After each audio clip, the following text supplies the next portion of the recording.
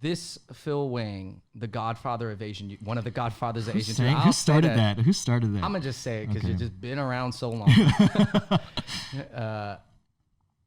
Where could this have gone a different way?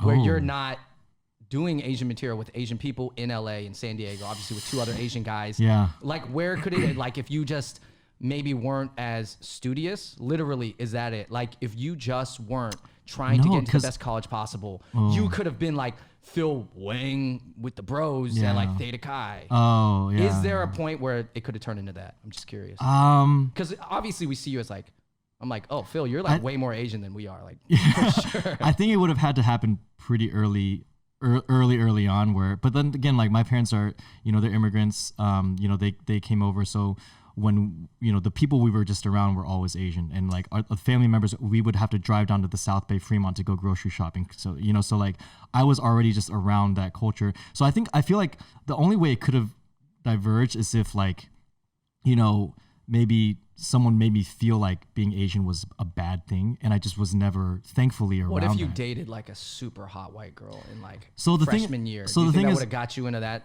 circle? I don't. So maybe this is also part of it. I was a pretty social kid. I was in student government. I was in cheesy, but that's the thing. Like, and actually, I was part of. Okay, this is gonna be. We had like a class. Okay. Anyways, basically these days. It was basically like the dance team, but so like, and so like basically all Asian kids now, they want to like be on the dance team, they want to be kingers or whatever. Right. I was on that way before, and that was because of breakdancing.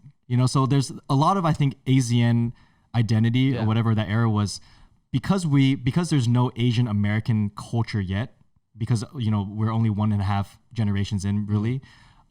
We had to take from other people's cultures, right? So you either turn into the skater kid and listen to Blink 182. Yeah, you're influenced, you absorbed, I would say. Right? So I was heavily influenced by hip hop and R&B, and therefore music videos. So when I saw music videos, I was like, dude, I want to do that. So I liked dance, and so this dance team is funny.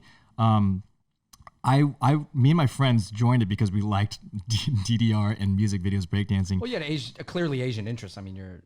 Right? I mean, these are all Asian. No, interests. it's not. No. So in the dance team, it's all white people, and it's all white people are dancing in the Bay.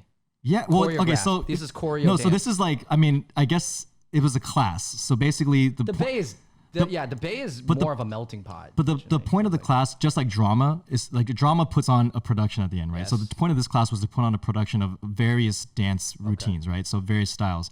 So all the girls were from like cheerleading and dance background were in there, and so yeah, a lot of them were like, a lot of the like not like the white guys wanted to be in this class just to be around the girls. Right. So we actually had like the high school like jocks, like the football like team like quarterback was in this class. So I got to be around the non-Asians and feel accepted by them, honestly, because of dance and student government. I gotta ask a question.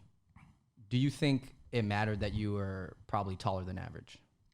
I don't think about that. And I can see how that would be. Someone would say, well, of course you don't think about it because you. I don't want to just attribute it 100% that, but that how you look, factors of being tall. The tall Asian usually is the one who kind of gets acceptance. You know why? You know why I would say no is because I was actually like rejected by tons of girls.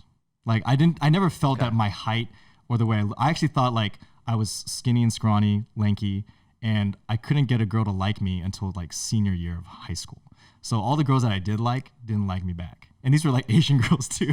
So so I never felt and that's where the Wang Fu story. Maybe but I never felt this confidence of like, oh yeah, like I can get definitely not. But if anything, like I actually have like this joke where it's like, whenever a girl rejected me growing up, I never attributed it to me being Asian. I attributed it to just me being me, and then maybe that set off a whole bunch of different issues, right?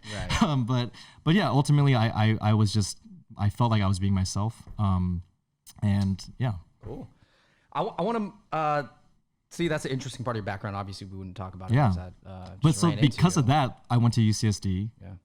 Joined a hip hop team there that was Asian. Dominantly Asian. And then worked at a boba shop there, so I was always around Asian. So it just kind of was. You were asking like, is there a point where it could have like derailed? And I'm like, man, like. But I think like even if you were hanging out with more white kids in high school, if you got to college, obviously UCSD, it would have been so easy to just be right. all the And honestly, anyways. I wanted to join dance teams, and the hip hop choreographed dance teams were mostly Asian